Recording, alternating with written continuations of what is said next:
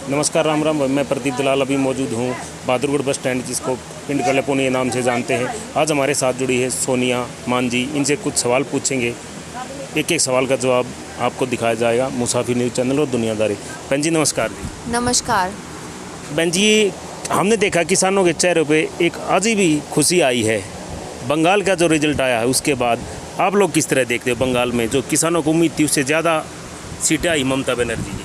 बहुत अच्छी बात है और बीजेपी को हारना ही चाहिए था, क्योंकि बीजेपी गवर्नमेंट ने, चाहे वो हमारे प्रधानमंत्री हों जिन्होंने ये सोचा अपने आप को कि वो एक ही पार्टी के प्रधानमंत्री हैं जबकि वो पूरे देश के प्रधानमंत्री हैं, उन्होंने इतना बुरा सलूक किया है लोगों के साथ। और यहाँ पर किसान बैठे हैं काफ़ी टाइम से, सर्दियों में भी बैठे रहे, गर्मियों में बैठे रहे, काफ़ी किसान शहीद हो गए, बट अभी तक हमारे प्राइम मिनिस्टर के ऊपर कोई जू नहीं सरक रही और जो उनके साथ होना चाहिए था वो सही हुआ। और हम तो हमेशा यही कहेंगे, बाइकॉट बीजेपी। तो अभी जैसे शुरुआत हो चुकी, किसानों से हम बात करते हैं, चेहरे पे खुशी है, बोलते हैं अब अगले साल इलेक्शन पंजाब में है और यूपी में है, वहाँ भी हम जाएंगे और लोगों से अपील करेंगे कि बीजेपी को वोट ना दीजिए, चाहे किसी पार्टी को दीजिए। ये तो बहुत अच्छी बात है और मैं तो ये चाहती हूँ कि बीजेपी को तो चलो वोट नहीं देनी चाहिए, और भी अगर किसी को पार्टी को वोट दें तो वो भी ऐसी पार्टी होनी चाहिए जो किसानों को सपोर्ट करे, उसको सोच समझ के वोट देनी चाहिए, क्योंकि एक आपकी वोट जो है बहुत कीमती वोट होती है, सो उसको बिकने नहीं देना चाहिए, सोच समझ के वोट करना चाहिए।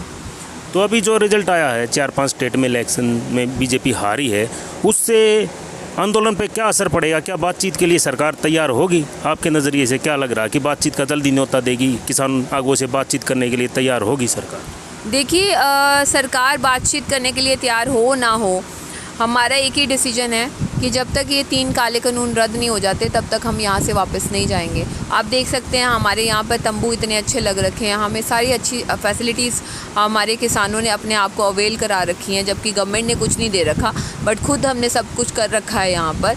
और उन चीज़ों से भी लोगों को प्रॉब्लम है, गवर्नमेंट को प्रॉब्लम है कि यहाँ पर इतनी फंडिंग कहाँ से आ रही है।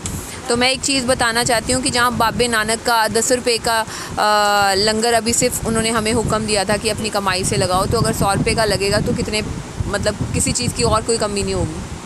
हम अलग अलग जगह जाते हैं तो वहाँ पर देखते हैं कि लोग बोलते आपस में चर्चा करते हैं कि भाई अगर किसी को अभी से जो अभी कोरोना काल चला हुआ जो हुआ छोड़ रखा है या कोरोना है भी, तो मज़दूर आपस में बात करते हैं कि लंगर जाके उधर आंदोलन में करेंगे, लंगर उधर खाएंगे, तो फैमिली के साथ ही इधर आ रहे हैं और लंगर भी खा रहे, बोल रहे हैं हम यहीं रुकेंगे, आंदोलन में किसान भाइयों के साथ बैठेंगे। बहुत अच्छी बात है। आप देखिए, जब से आंदोलन शुरू हुआ है, चाहे वो कोरोना आया नहीं जा गया, यहाँ पर आंदोलन में किसी को कोई कोरोना नहीं हुआ और हम सारे साथ में बैठते हैं, साथ में खाना खाते हैं, साथ में सभाएँ करते हैं, और क्योंकि एक पॉजिटिविटी है और एक बोलते हैं कि एक डिवाइन एनर्जी भी है यहाँ पर, तो इसलिए यहाँ पे कोई कोरोना है ही नहीं।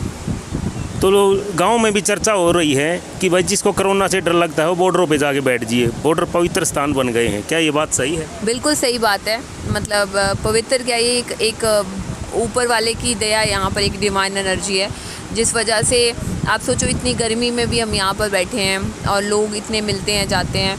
हमें तो कुछ कोरोना नहीं हुआ अभी तक, पिछले 4 महीने से सभाओं में भी जाते हैं।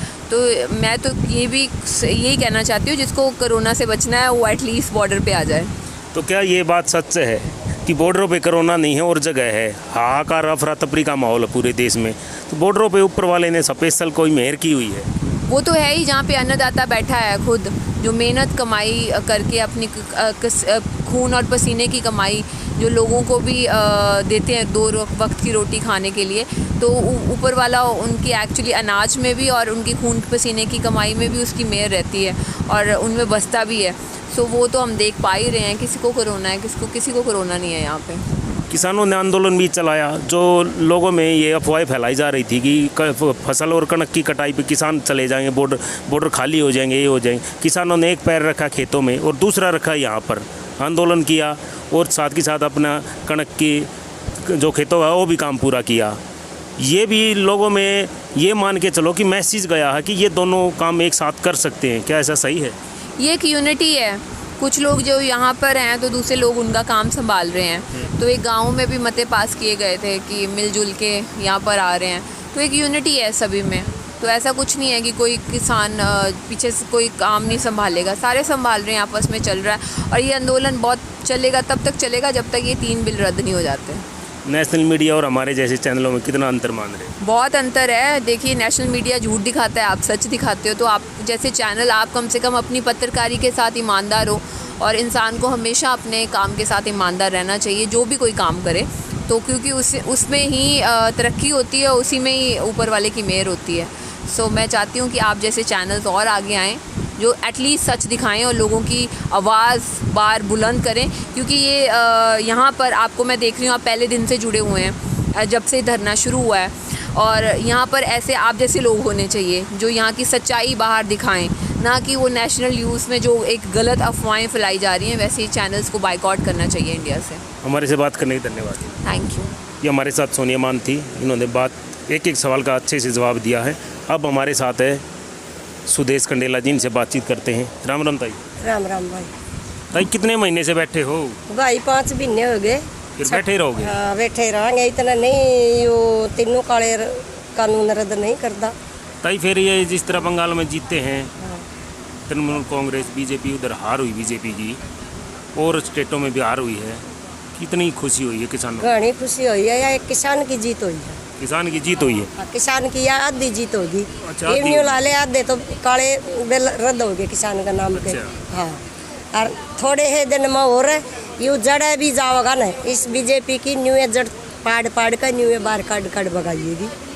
ये किसान है ना, जो किसान एक अन्नदाता है, और अन्नदाता का साथ भगवान है, और भगवान की पुकार तो भी सबका बंदा का भीतर में भगवान है।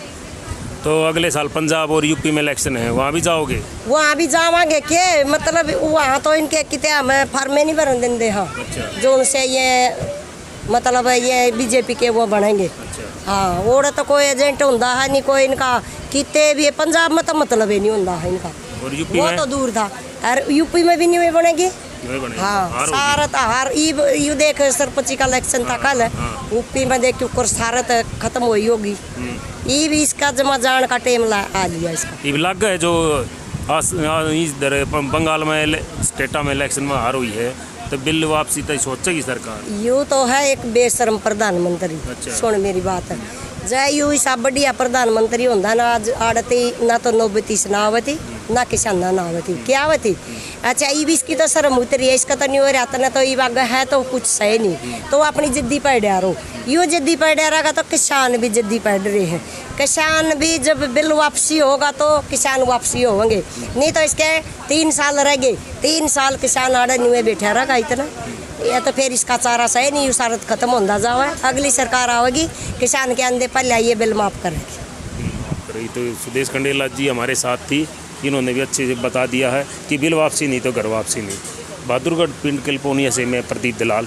मुसाफिर न्यूज़ चैनल और दुनियादारी न्यूज़ चैनल को सब्सक्राइब कीजिए, लाइक कीजिए, शेयर कीजिए। धन्यवाद। राम राम, नमस्कार।